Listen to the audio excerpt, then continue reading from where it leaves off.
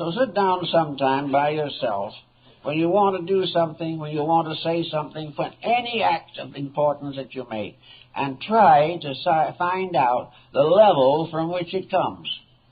See if you can find in your own actions levels of causation that you cannot explain. This may be the very key to the whole matter. If you know where it came from, you may still be in trouble. But if you reach that point where you know something must be done, but you do not know why, but the determination to do it is the greatest and represents the highest concept of conviction, of integrity that you possess, you're moving in the right direction. So it becomes very important to weed out ulterior motives which disfigure the conduct and character of the person. We have in this philosophical field that concerns us, we have a whole group of beautiful teachings, wonderful ideas, wonderful and constructive notions, but interwoven among them is a very large amount of self-conceit. Instead of being just a pure faith in realities, these various faiths become competitive institutions trying to take memberships away from each other, which has nothing to do with the fact, because the only organization in which a real membership can exist is in the organization of that being which is within and behind the body. In other words, heaven is the only organization that can survive, because it is the only one which is all-inclusive, and therefore in which there can be no conflicts, no jealousies, no competitive careers. Now, as you take this into your own life, if you are concerned with trying to improve your inner life, and I think we all are, certainly we do the best we know how in most cases, but by sitting down carefully and thinking about what we do, we may be able to raise the whole platform of life one step nearer to the being in the body, something nearer to the universal will of that which is now locked within a cage of particulars. So if you say, I think I should do this, or I think I shouldn't do that, try and find out why. See what level of integrity you're working from, and see if you can find out how to remove from your daily life all or as many as you can of the factors which disfigure the relationship between the being and the body. In other words, everything which is a compromise tightens the prison which locks in the principle of life. If then we say to ourselves, I want to be a religious person, and to be a religious person, I want to have spirituality. I want to have insight. I want to have integrities. I want to have the assurance that I'm on my way to cosmic consciousness or something like it. So we then say to ourselves, why do I want this?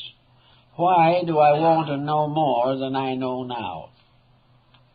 And when you start digging into yourself to find the answer to that question, you may find some rather curious circumstances. We may find that under this search for truth, the real fact is ambition. We want to be greater than somebody else. We want to be wiser than somebody else. We want to have influence over other people.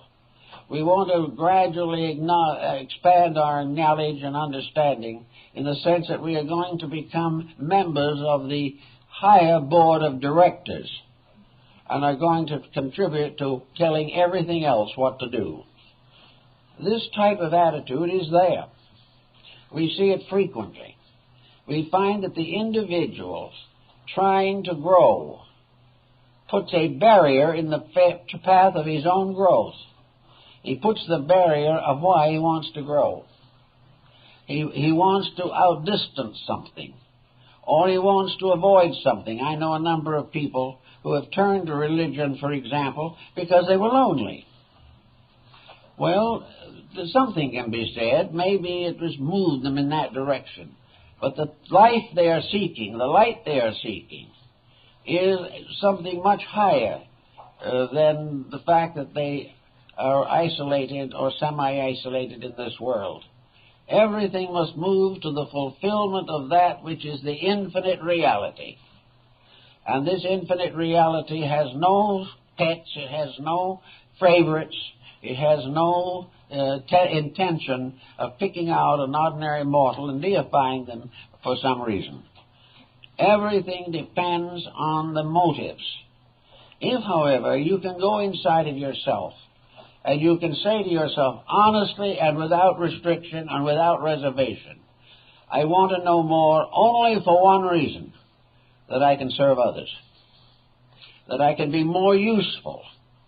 Now then, the moment this comes up, however, the secondary egotism steps in if you're not very careful, because the process of serving others becomes a form of the fulfillment of an impulse to leadership, which can also get into trouble.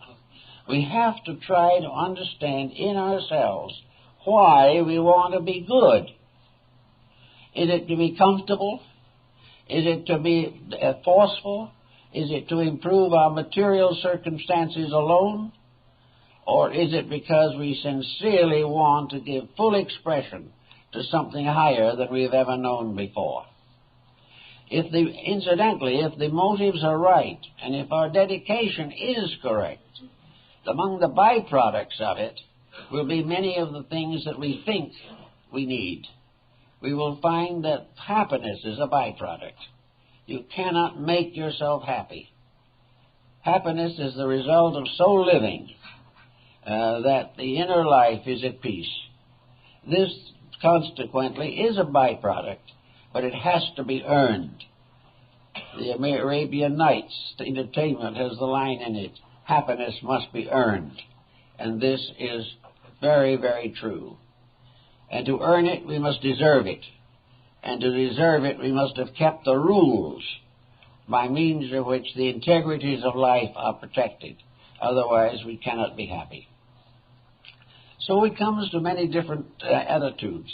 But we have to also then take a careful look at the other side of the coin. A great many people, feeling that it's necessary to grow in some way, decide that the best way to grow is to get away from humanity, to get off by themselves into some community and live uncontaminated existences. This is another obvious failure. There is nothing to be gained by the individual seeking for peace in order to gain his own comfort and liberation. There can be no real peace without solution. The avoider cannot achieve either.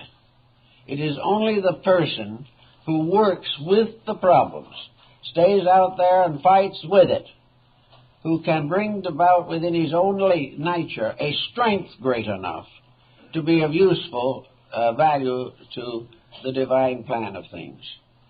We cannot run away from unfinished business and consider that a solution. We cannot believe that virtue is to be attained by hiding oneself from vice. It is not that way at all. Virtue is a consciousness which transcends vice, corrects it, and goes on. Anything that is an evasion or an avoidance means that we are closing a channel by which the life in us is supposed to function. Therefore, a full life means that we grow from mistakes, but we benefit from them. Most people lose almost all the value of a mistake because their first thought is to blame somebody else for it. The individual who makes a bad decision considers that he's been over-influenced. Only reason why a person is over-influenced really is because they haven't got the inner light to influence themselves correctly. So that there is no gain if we transfer the guilt for our misfortunes to society or to other persons or to situations that arise in our environment. The individual must accept full responsibility. The moment he can evade himself out of a problem, its value as a spiritual experience is lost. And we nearly always do it. I think it's one of the most common problems in the world. One, of course, of the reasons for it is that we may accept a level of advice which is inadequate. If we follow persons who do not know, then we are in trouble. And if we try to find answers to our own shortcomings from sources which are inadequate and are not intelligently dominated, we can't get very far.